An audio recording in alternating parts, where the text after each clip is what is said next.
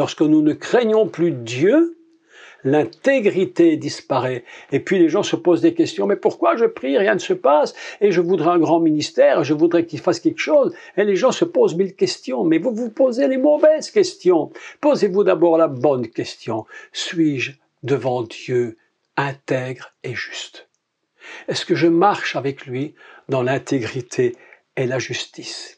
Il y a quelque chose de formidable dans le mot tamim. Vous savez ce que c'est tamim?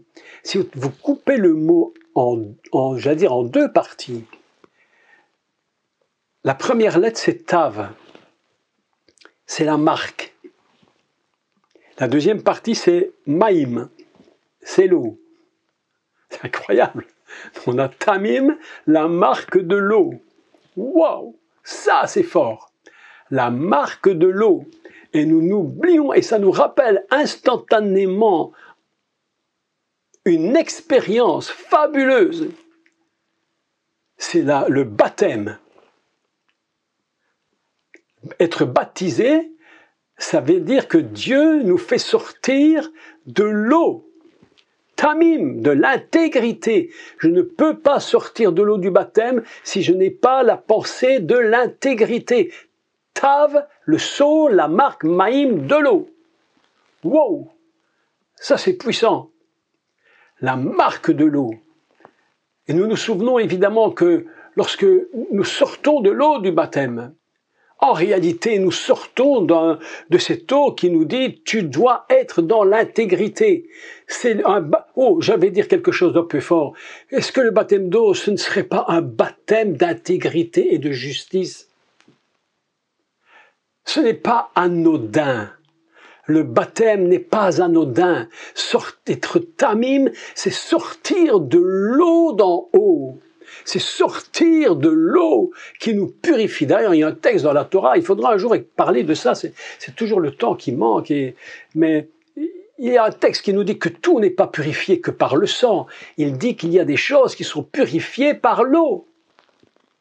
Oui, tamim. Le sceau de l'eau. Oh, c'est incroyable ça, c'est amusant, hein? Un jeu de mots, le sceau et l'eau. Mais la marque de l'eau, la signature de Dieu. Quand tu sors du baptême, Dieu met sa signature sur toi. Je ne vais pas dire qu'il met le sceau parce que ça va faire un jeu de mots un peu bizarre, mais il met la signature. Il marque sa marque sur toi. Et il dit, cet homme et cette femme qui sortent de l'eau, ils sont tamim. Waouh, ça c'est puissant comme terme. C'est fort ça. Juste, intègre. Tzadik. Le mot tzadik, nous l'avons sur notre feuille, ça veut dire juste. C'est un homme qui est juste, une femme juste. Tzadik également, on peut le traduire par pieux, vertueux, favorable. Il y a quelque chose dans le juste qui fait qu'on est des hommes et des femmes pieux. Nous nous tenons devant la face de Dieu avec justice et droiture. Mes amis, c'est tellement important ce que je vous dis aujourd'hui. Il y a ce qu'on appelle la tzedaka. Vous avez entendu parler de la tzedaka, n'est-ce pas? Cet acte de donner quelque chose, de faire du bien. Tzedaka, on peut le traduire par justice, vertu, mérite, bonté, la grâce, la clémence, c'est beaucoup, la bienfaisance et la délivrance. Vous imaginez, un seul mot dit tout en même temps. Et lorsque Dieu regarde Noah, il dit, ah, cet homme-là, il a tout ça en lui. Il est tzaddik et il est tamim. C'est pourquoi je le choisis. Et le but de recommencer l'humanité, elle recommence par le choix de la justice et de l'intégrité. C'est très important, mes amis. N'oublions jamais que d'abord nous cherchons Dieu par notre intégrité.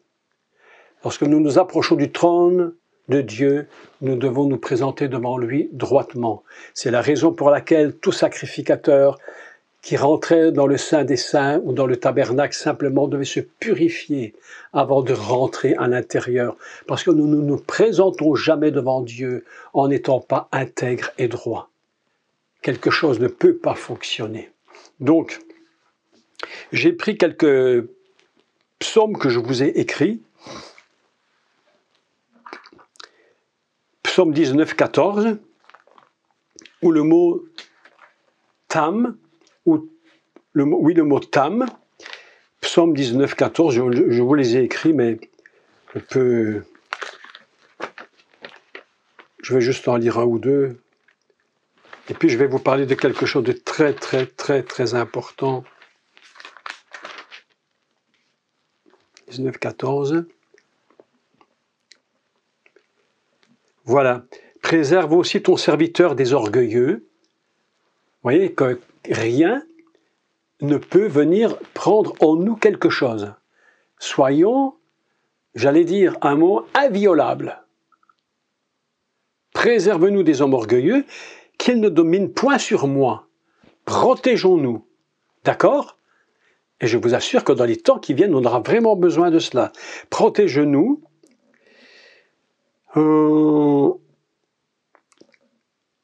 Qu'il ne domine point sur moi, alors je serai intègre, tam.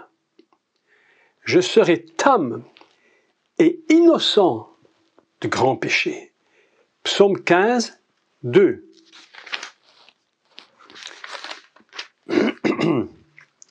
Celui qui marche, écoutez le texte, il fonctionne parfaitement avec Noach.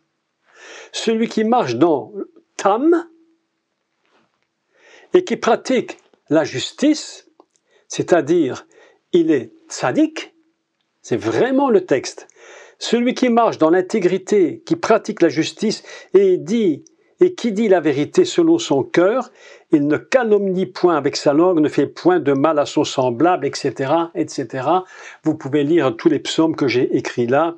Il y en a donc toute une petite série. Le psaume 111, lui, il signifie Tamim. D'accord? Les psaumes avant, c'est Tam. Psaume 111, Tamim. J'en ai mis que quelques-uns parce qu'il y en aurait des listes entières. Donc, je me suis dit, bon, mettons-en seulement quelques-uns.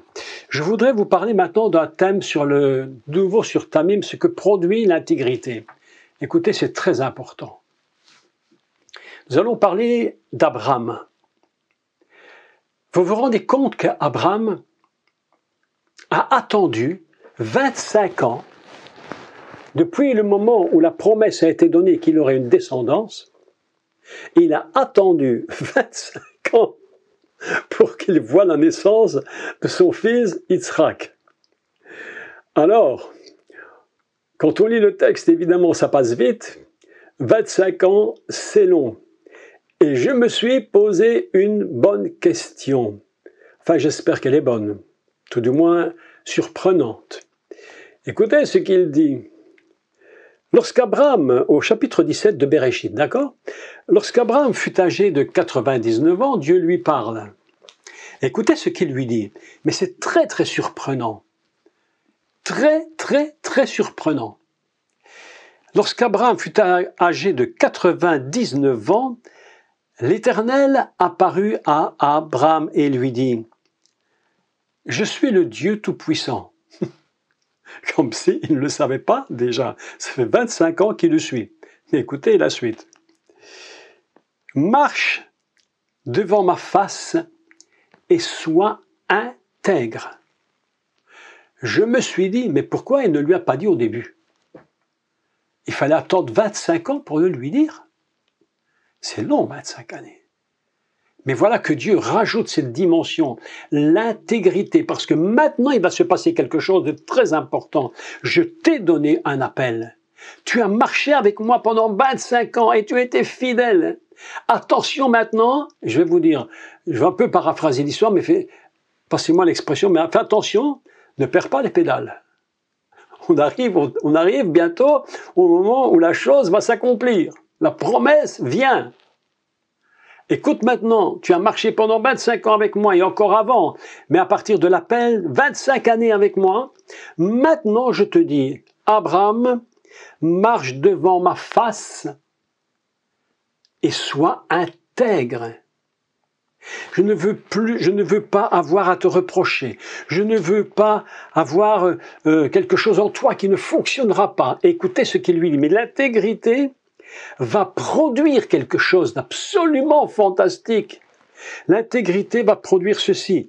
J'établirai mon alliance entre moi et toi et je te multiplierai à l'extrême. Sois intègre. Et moi, je vais mettre cette alliance maintenant d'une façon particulière. C'est vrai que depuis 25 ans, Dieu avait dit, je fais alliance avec toi. Mais voilà que maintenant l'intégrité va l'amener à un niveau tellement plus élevé, dirais-je, qu'il va rentrer dans une alliance qui va vraiment déterminer toute l'histoire, mes amis, écoutez, de l'humanité. Pas seulement l'histoire d'Abraham et de Sarai, mais l'intégrité va produire quelque chose d'inimaginable. Et un texte formidable va se produire. Je te multiplierai à l'infini ou à l'extrême, comme on veut. En hébreu, on appelle ça bimhod mehod. Alors, bimhod mehod, c'est une expression très intéressante parce que mehod, c'est centaines. Je te multiplierai 100, 200. 100, c'est à l'extrême, et encore plus qu'à l'extrême, je vais aller dans le 100 et je vais prendre 100, 200, bimhod, mehod. Dans le 100, 200, je te prends, je te multiplie à l'extrême, mais sois intègre. C'est extraordinaire, parce que l'intégrité est en train de déterminer toute la suite des événements. À partir de l'intégrité d'Abraham, Dieu va lui parler et va lui développer la promesse, mais il fallait que l'intégrité l'amène encore à l'obéissance définitive de l'alliance. Et quelle était l'obéissance définitive de l'alliance par l'intégrité? Seuls les gens intègres peuvent comprendre ce que je dis. Il dit maintenant, je vais marquer le signe de l'alliance par la circoncision. Il y a là un thème que j'ai déjà développé, mais absolument extraordinaire. C'est ce thème de la circoncision qui, très très étrangement, tombe un peu, passez-moi l'expression, un peu comme un cheveu dans la soupe. Hein? C'est pas très bonne expression. Un cheveu dans la soupe, ça veut dire que... Pourquoi? Posez-vous cette bonne question. Pourquoi la circoncision est-elle écrite entre les deux changements de nom? Dieu change le nom d'Abraham en Abraham, puis vient la circoncision, et puis Abraham va changer le nom de sa femme en Sarah et non Sarai, et la circoncision tombe entre les deux. Voilà une question très très très très importante. Quel est le but de la circoncision? Pourquoi était-il capable d'aller jusque-là? Sa propre chair était touchée.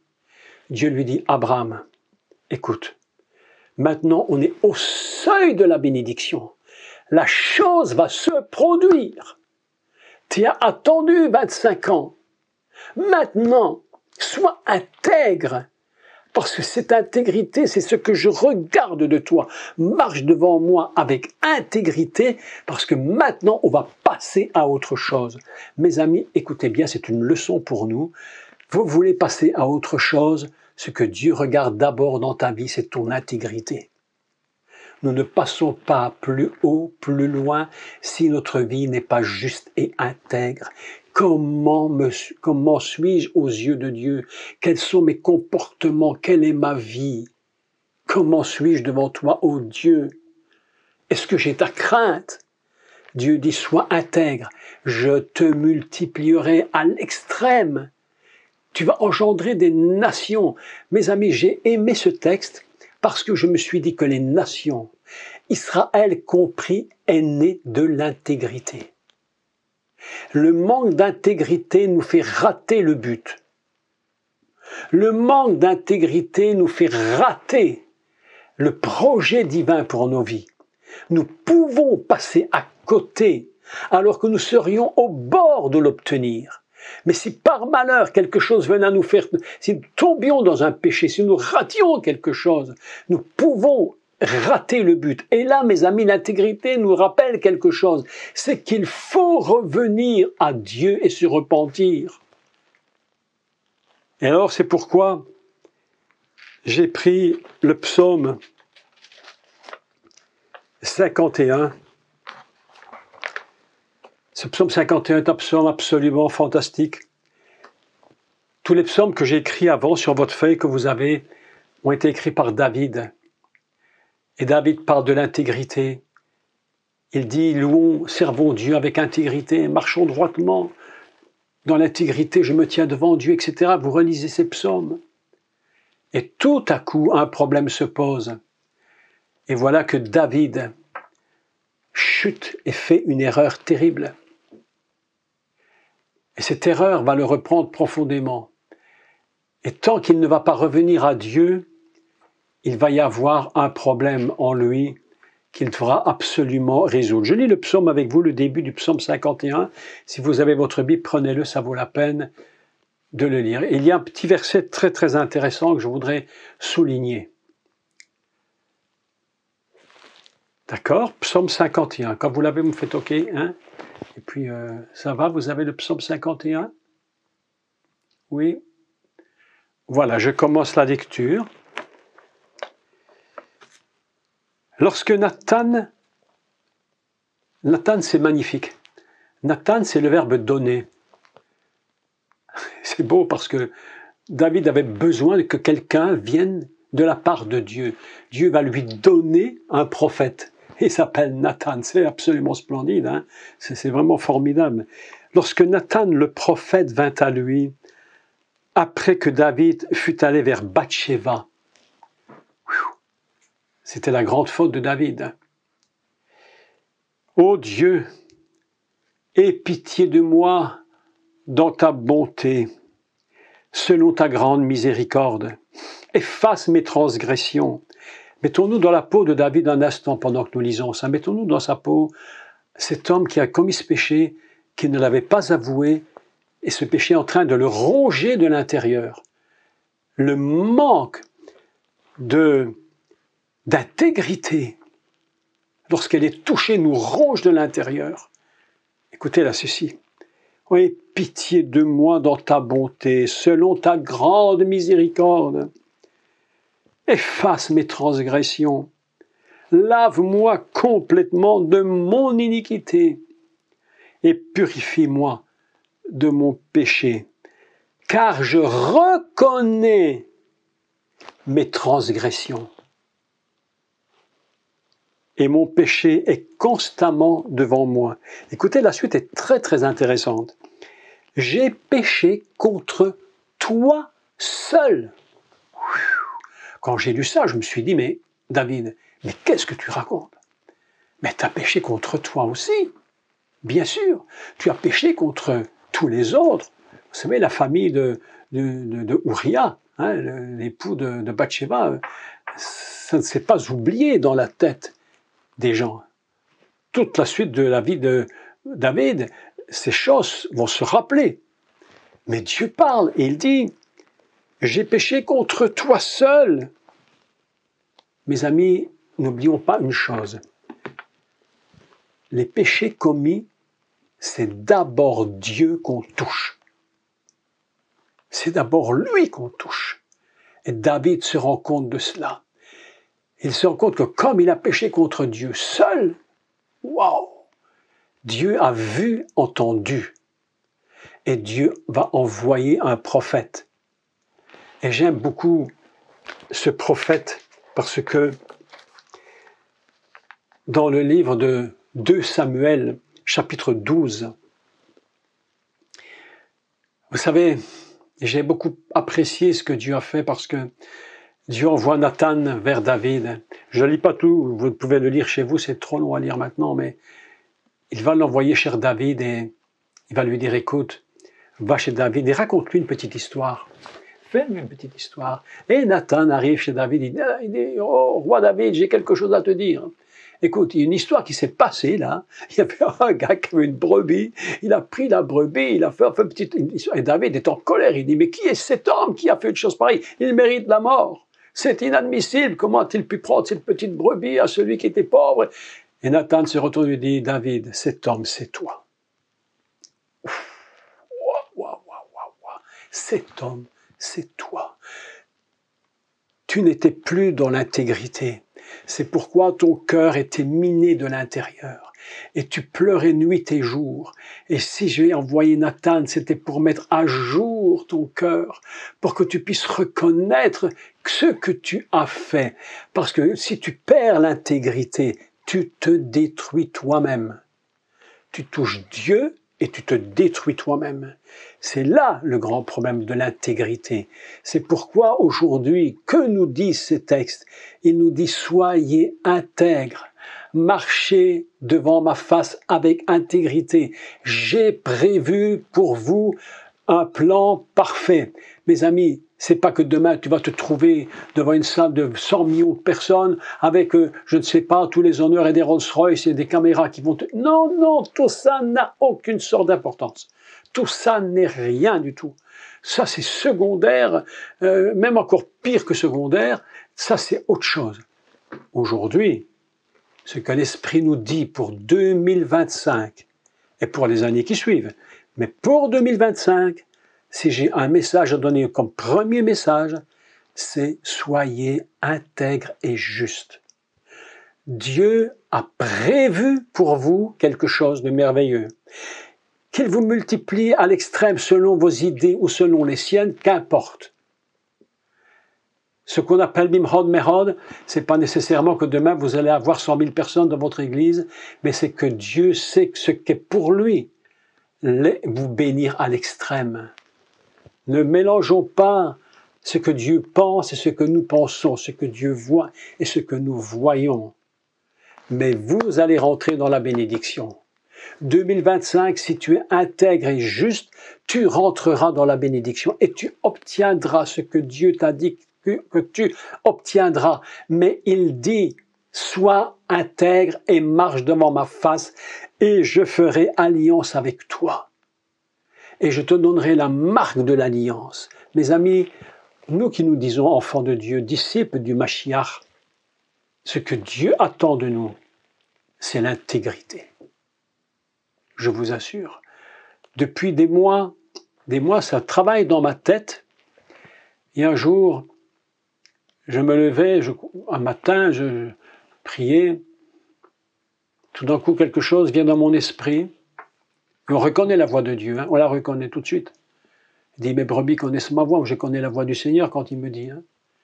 Et j'entends quelque chose qui me disait, Jacques, sois intègre. Marche devant ma face, sois intègre et juste. Et je te bénirai à l'extrême. Et depuis que j'ai entendu cette phrase, sois intègre, alors je me suis attaché au Seigneur encore plus. Et je me suis dit, mais Seigneur, comment est ma vie? Quelles sont mes réactions et mes comportements? Vous voyez qu'avant de vous parler, je me parle à moi-même. Je me parle à moi-même. Parce que Dieu ne fera pas d'exception en disant « Ah, Jacques Collin, il a beaucoup enseigné, donc il n'y a pas de souci pour lui. » Non, non, non, non. Demain, je peux être mis de côté et rater le but de Dieu. Si ma vie n'est pas dans l'intégrité, c'est pourquoi je dois me tenir devant Dieu d'abord, avant de me tenir devant vous, devant le Maître, devant le Créateur du ciel et de la terre, dire « Seigneur, quelle est ma vie devant toi ? Quelle est ma vie et mes comportements et mes paroles? Et si par hasard quelque chose a été raté, alors il faut que je revienne et dire Seigneur, pardonne-moi mes péchés. Parce que le secret de la bénédiction, ce n'est, mes amis, écoutez-moi, je vais vous dire quelque chose d'incroyable, mais le secret de la bénédiction, ce n'est pas la promesse, c'est l'intégrité. C'est le secret. Des promesses, il y en a, en veux-tu, en voilà. Il paraît que dans la Bible, je sais pas, j'ai pas compté, je ne sais pas vous, mais il paraît qu'il y a au moins 365 promesses, une par jour, d'après ce qu'on nous dit. Donc le problème n'est pas la promesse. Vous êtes d'accord avec moi ou pas d'accord? Le problème n'est pas la promesse, mes amis, il y en a autant que tu veux, une par jour, et tu peux toutes les accumuler les unes dans les autres. N'est pas le problème. Le problème, c'est l'intégrité. Comment nous comportons-nous devant l'Éternel? Avons-nous la crainte de Dieu? Les promesses, je les sais. Et je crois que c'est pour ça que Dieu dit à Abraham, avant de lui dire, maintenant, voilà, le miracle va se produire, il lui dit d'abord, sois intègre, marche devant moi, parce que la bénédiction est juste à la porte. Juste à la porte. Il te restera deux choses à faire, et la bénédiction sera là. Changer ton nom, circoncire, changer le nom de ta femme, et lorsque les deux auront changé, cette alliance marquée dans la chair, c'est un enseignement fabuleux, va produire la naissance d'Isaac. Ce n'est pas la promesse qui est un problème. Ne vous posez pas la question. Si Dieu t'a promis quelque chose, ne te pose pas la question, est-ce que ça se fera ou pas? Pose-toi la question, suis-je intègre pour que la promesse s'accomplisse? Mes amis, 2025 nous rappelle ceci. Tamim, la marque de l'eau. Rappelle-toi ton baptême. Je pense que tous on a été baptisés. Enfin, je pense. Si vous ne l'avez pas été, il sera temps d'y penser. Mais rappelez-vous, toujours, vous êtes sortis de l'eau du baptême. Et en sortant de l'eau du baptême, c'est la marque de votre intégrité. Et nous devons garder cette marque en nous, sur nous, et avant tout, devant le Maître du monde, et lui dire, je me tiens devant toi, droitement. Je n'ai pas à baisser les yeux, je n'ai pas à me tourner la tête de honte. Nous ne serons pas comme Adam, qui dit, j'ai eu peur, j'ai la honte, parce qu'aujourd'hui, j'ai fait ce que je ne devais pas. Non, tournons-nous vers le Seigneur, et disons-lui, Seigneur, je me tiens droitement devant toi, et je me tiens dans l'intégrité, et je sais qu'à cause de cela, ce que tu as promis, tu l'accompliras inévitablement, d'une façon ou d'une autre, au moment où tu l'as dit, mais cela se fera. Alléluia. Et je rends grâce à Dieu pour cela. Et c'est pourquoi Noach, aujourd'hui, est encore en train de nous prêcher. Ah, mes amis, j'aime ça parce que dans le ciel, le temps n'existe plus. La terre et le ciel sont confondus, mélangés, fixés ensemble. Et ce qui se passe là-haut se passe en bas, ce qui est en bas est en même temps en haut. C'est une fusion d'éternité, de temporalité dont il est très compliqué de comprendre. Mais tout ce qui est en bas se fait en haut, et tout ce qui est en haut se fait en bas. Et c'est le secret de notre intégrité devant Dieu. Alléluia.